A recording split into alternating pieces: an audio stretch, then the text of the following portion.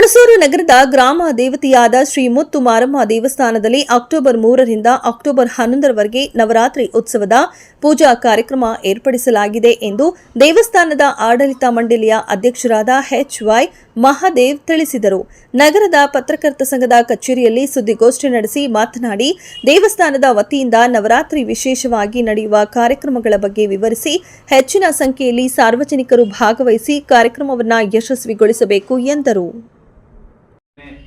ಗುರುವಾರದಿಂದ 11-10-2024 ಶುಕ್ರವಾರ ದವರೆಗೆ ನಡೆಯಲಿರುವ ನವರಾತ್ರಿ ಪೂಜಾ ಕಾರ್ಯಕ್ರಮ ಇದೆ.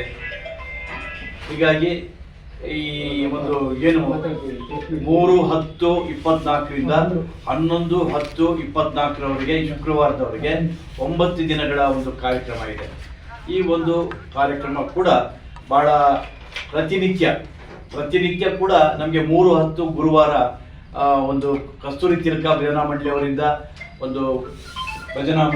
ಕೂಡ ಒಂದು ಭಕ್ತಿಗೀತೆಗಳ ಕಾರ್ಯಕ್ರಮ ಇದೆ. ಮತ್ತು ಸಂಜೆ ಅರ್ಚನಾ ತಂಡದವರಿಂದ ಕೂಡ ಭಕ್ತಿಗೀತೆಗಳ ಕಾರ್ಯಕ್ರಮ ಇದೆ 3ನೇ ತಾರೀಕು.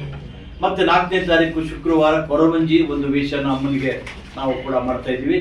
ಹೀಗಾಗಿ ಆ ಒಂದು 4ನೇ ತಾರೀಕು ಕೂಡ ಒಂದು ಆ ಕಾರ್ಯಕ್ರಮ ಇದೆ. ಮತ್ತು ಬೆಳಿಗ್ಗೆ ಶ್ರೀನಿವಾಸ್ ಚಿಕ್ಕವೆಂಕಟೇಗೌಡರು ಮತ್ತು ತಂಡದವರಿಂದ ಭಕ್ತಿಗೀತೆಗಳ ಕಾರ್ಯಕ್ರಮ ಇದೆ. ಸಂಜೆ ಕಲ್ಕುಂಟೆ ಸೋಮು ಮತ್ತು ವೃಂದದವರಿಂದ ಕೂಡ ಒಂದು ಭಕ್ತಿಗೀತೆಗಳ ಕಾರ್ಯಕ್ರಮ ಇದೆ. ಮತ್ತು 5ನೇ ತಾರೀಕು ಶನಿವಾರ ದಿವಸ ನಮ್ಮ ಕೌಸ್ತುಭ ಭಜನಾ ಮಂಡಳಿ ನಮ್ಮ ಪೇಟೆ ಬೀದಿ ಮಹಿಳಾ ಸಂಘದವರಿಂದ ಕೂಡ ಒಂದು ಭಕ್ತಿಗೀತೆಗಳ ಕಾರ್ಯಕ್ರಮ ಇದೆ. ಮತ್ತು ಜೊತೆಗೆ ಗಿಂಚರ ಪ್ರಿಯರಿಂದ ಭರತನಾಟ್ಯ ಕೂಡ ಇದೆ. ಇಂಚರ ರವರಿಂದ ಕೂಡ ಭರತನಾಟ್ಯ ಇದೆ.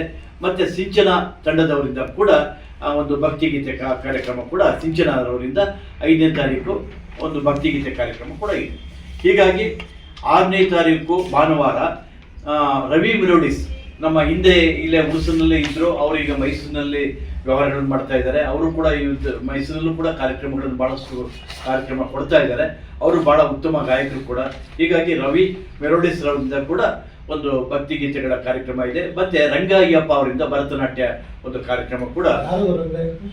ರಂಗಯ್ಯಪ್ಪ ಅಂದ್ರೆ ಈ ಅಯ್ಯಪ್ಪ ಅವರು ಈಗ IB ಲೈಟಿಂಗ್ಸ್ ಎಲ್ಲ ಆಗ್ತಾರಲ್ಲ ಹುಡುಗ, ಅವರ ತಂಗಿ ಮಗಳು ಅಡಿ ಲೈಟಿಂಗ್ಸ್ ಎಲ್ಲ ಆಗ್ತಾರಲ್ಲ.